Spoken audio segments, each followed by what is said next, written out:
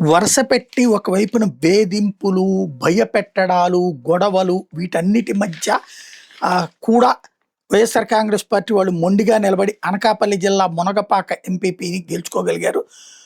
వైఎస్ఆర్‌సీపీకి చెందిన అభ్యర్థులు గురువారం ఏకగ్రీవంగా ఎన్నిక కావడం అన్నటువంటిది ఇక్కడ కీలకమైనటువంటి విషయం. ఉమ్మలాడ ఎంపీటీసీ సభ్యురాలు మెల్లేటి కృష్ణవేణి ఎంపీపీగా, పల్లపు ఆనందపురం ఎంపీటీసీ సభ్యురాలు కర్రి సంజీవని, నాగులపల్లి 2 ఎంపీటీసీ సభ్యుడు మల్ల కాశీ సురేష్ వైస్ ఎంపీపీలుగా ఎన్నికయ్యారు.